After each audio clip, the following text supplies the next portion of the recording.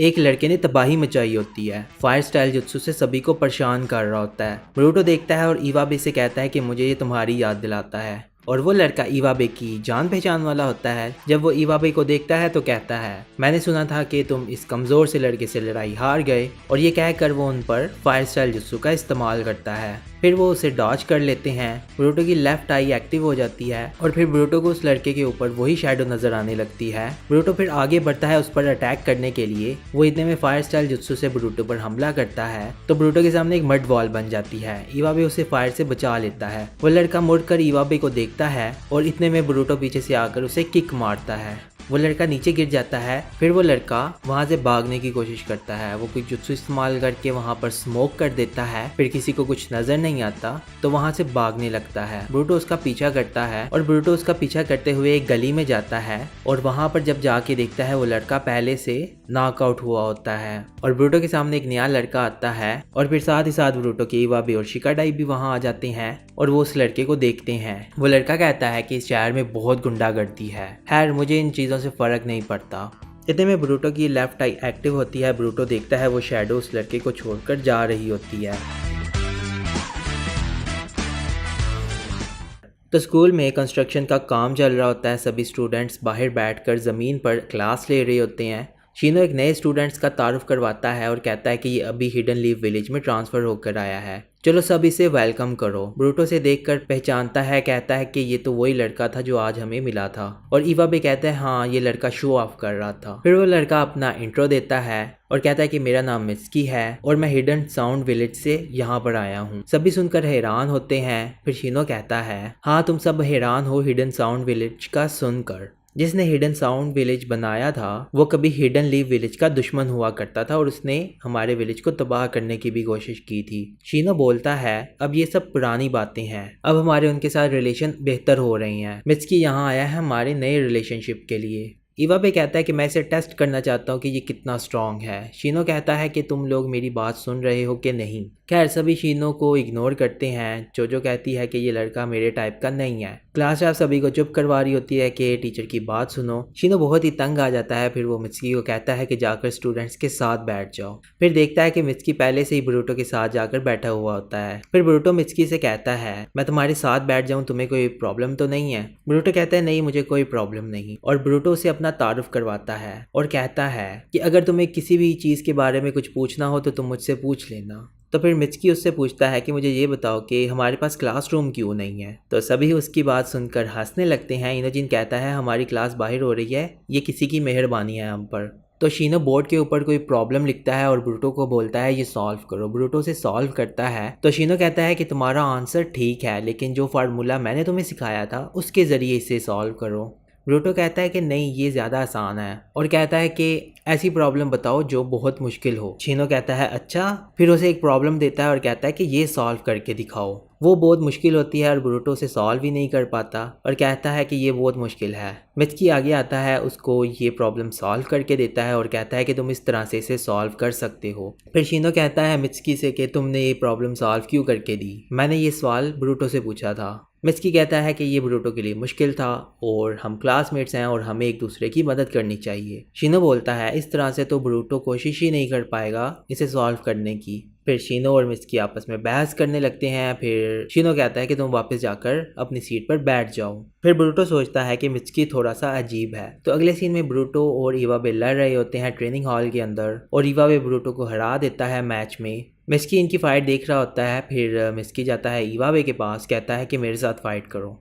तो फिर ये दोनों फाइट करने के लिए तैयार हो जाते हैं। तो शीनो के स्टार्ट करने से पहले ही मित्सुकी इवाबे पे अटैक करना शुरू कर देता है। वो अचानक से इवाबे के पीछे चला जाता है और उसे पता भी नहीं चलता। फिर उससे लड़ने लगता है। ब्रूटो रास्ते में खड़े होकर उनका मुकाबला देखने लग पड़ता है। इवाबे को मित्सुकी किक मारता है और इवाबे पीछे गिर पड़ता है। मित्सुकी अचानक से इवाबे के नीचे से होकर इवाबे के पीछे पहुंच जाता है और उसे सर से पकड़ लेता है। ब्रूटो उसका फाइटिंग स्टाइल देखकर बहुत हैरान होता है कि ये इस तरह से मूव कैसे करता है। और बाकी सब भी देखकर हैरान होते हैं। शारदा कहती है कि ये स्नेक की तरह है। फिर शीनो मिचकी को कहता है कि मैच ओवर हो गया, तुम जीत गए और इसे छोड़ दो, लेकिन मिचकी उसे छोड़ता ही नहीं। फिर शीनो जबरदस्ती से उसे छुड़वाने की कोशिश करता है। ब्रूटो भागता हुआ आता है, मिचकी को बोलता है कि उसे छोड़ दो। फिर वो ब्रूटो की बात सुन के उसे छोड़ देता है। फिर बाद में मिचकी ब्रूटो से बोलता है कि तुमने मुझे क्यों रोका, मैं तो लड़ाई जीतने वाला था। फिर ब्रूटो बोलता है कि इवाबे से सॉरी बोलो, मुझे इस तरह से लड़ने वाले लोग पसंद नहीं है। मिचकी कहता है ठीक है, मैं नहीं चाहता कि तुम मुझे नापसंद करो। फिर वो इवाबे के पास जाकर उससे माफ़ी मांगता है। ब्रूटो फिर सोचता है कि मिचकी थोड़ा नहीं बहुत ही अजीब है। अगले सीन में मिचकी रात के वक्त किसी से बात कर रहा होता है और कहता है कि मैं ठीक हूँ और सब चीज़ें ठीक से चल रही हैं। और फिर कहता है कि मैं उससे आज मिला था लेकिन हमने ज़्यादा बात नहीं की। और फिर कहता है कि मैं पता लगवा लूँगा कि वो मेरा सन है या नहीं। सन मतलब सूरज। अगले दिन शीनो बहुत ही अजीब से कपड़े पहन कर आता है और सभी उसे देखकर बहुत हैरान होते हैं। फिर वहाँ बहुत सारी खाने वाली टेबल्स आ जाती हैं और फिर कहता है कि आज हम मिचकी को वेलकम पार्टी देते हैं और सभी स्टूडेंट्स वो देखकर बहुत खुश होते हैं। शिकाडाई कहता है कि ब्रूटो अब हम क्या करें। ब्रूटो कहता है कि इसने इतनी मेहनत की है, चलो हम मज़े कर लेते हैं थोड़े से। मिचकी के पास बाकी स्टूडेंट आकर सवालात पूछने लग पड़ते हैं। मेटल उसके स्किल के बारे में पूछता है कि तुम्हारे पास कौन कौन से स्किल्स हैं, और मिचकी बताता है कि मुझे विंड स्टाइल और लाइटनिंग स्टाइल जुत्सु आता है। और ये सब देखकर शीनो बहुत खुश होता है कि मिचकी की बाकी स्टूडेंट्स के साथ अच्छी बन रही हैं। क्लास रैप शीनो के पास आती है और कहती है कि क्या आप ठीक हो। शीनो पूछता है कि ऐसा क्यों पूछा। क्लास रैप कहती है कि आप हमारे लिए कितना कुछ करते हैं। शीनो बहुत खुश होता है और वो कहता है कि एक और प्रेजेंट्स है आप सबके लिए मेरे पास। फिर वहाँ पर पड़े हुए टेडी बियर्स हिलने लगते हैं और सभी देखकर बहुत खुश होते हैं। एक लड़की एक बियर को हक करती है और शीनो कहता है कि इसे टच मत करो, और फिर उसमें से बग निकलता है और वो लड़की उस बग को देखकर चिल्लाने लगती है और फिर और बग्स निकलने शुरू हो जाते हैं और फिर सभी स्टूडेंट्स वो बग्स देखकर चिल्लाने लगते हैं। डंकी कहता है कि इनका कुछ करो। मिचकी साथ खड़ा होता है, कहता है कि क्या मैं इनके बारे में कुछ करूं। डंकी कहता है मिचकी को कि हाँ कुछ भी करो, इन्हें भगाओ यहाँ से। मिचकी फिर विंड स्टाइल जुत्सु का इस्तेमाल करता है और बग्स को वहाँ से भगा देता है, लेकिन उसका विंड स्टाइल जुत्सु इतना खतरनाक होता है कि बग्स के साथ साथ हर चीज़ें वहाँ से उड़ जाती हैं और उसके जुत्सु की हवा इतनी तेज़ होती है कि कंस्ट्रक्शन एरिया वालों के पास पहुंच जाती है और उनको भी अपने काम में मुश्किल होती है। शीनो जब ये देखता है तो वो भागता हुआ कंस्ट्रक्शन वालों के पास जाकर सॉरी बोलने लग पड़ता है। खैर सारी पार्टी बर्बाद हो जाती है। शीनो को बुरा लगता है और वो चला जाता है। फिर क्लास रैप कहती है कि शीनो सेंसे की तबीयत ठीक नहीं है तो अब हमें खुद कुछ करना पड़ेगा।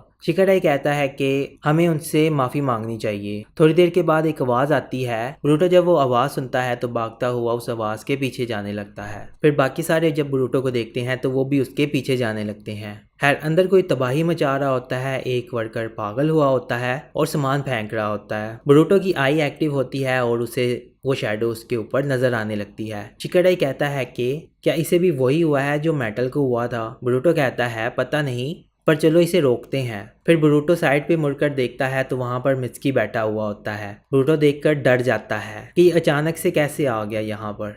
मिचकी उसे कहता है कि क्या तुम भी उसे देख सकते हो। फिर जब शिकाडाई सुनता है तो शिकाडाई को मिचकी पर शक होता है और फिर सोचता है कि क्या यही तो ये सब नहीं कर रहा है। फिर सारे अंदर चले जाते हैं, साथ में शारदा भी अंदर जाती है। डंकी और चोजो बाहर बैठे हुए होते हैं। डंकी कहता है कि क्या हमें भी अंदर जाना चाहिए। चोजो कहती है कि मैंने स्नैक्स बचा लिए हैं इसलिए मैं नहीं जाऊंगी। खैर अंदर वो बंदा तबाही मचा रहा होता है। शारदा ऊपर उसके पास जाती है, शूरिकन से हमला करती है, वो डॉज कर लेता है। फिर उसके पास जाकर फाइट करती है लेकिन शारदा को पीछे धकेल देता है। फिर शारदा कहती है कि क्या इतना टाइम काफी था। शिकाडाई शैडो पैरालिसिस जुत्सु का इस्तेमाल करके उसे पकड़ लेता है और कहता है कि हाँ इतना टाइम बहुत था। फिर इवाबे जाता है और उसके सर पे अटैक करता है। वो बंदा नीचे गिर जाता है लेकिन थोड़ी देर बाद वो बंदा फिर से खड़ा हो जाता है। फिर ब्रूटो अचानक ऊपर से आता है और आकर उसे पकड़ लेता है और कहता है कि इस पर हमला करो। फिर सारे उस पर हमला करने के लिए आगे आते हैं लेकिन वो बंदा खुद को छुड़वाने की कोशिश करता है और इस कोशिश के अंदर वो ब्रूटो के साथ ही नीचे गिर जाता है। वो नीचे गिर रहे होते हैं, अचानक से मिचकी आता है। वो विंड स्टाइल जुत्सु का इस्तेमाल करके उन दोनों को नीचे गिरने से रोक लेता है। मिचकी कहता है कि तुम तो मरने ही वाले थे, और इतने में ब्रूटो की आई फिर से एक्टिव हो जाती है। वो देखता है कि शैडो चली गई।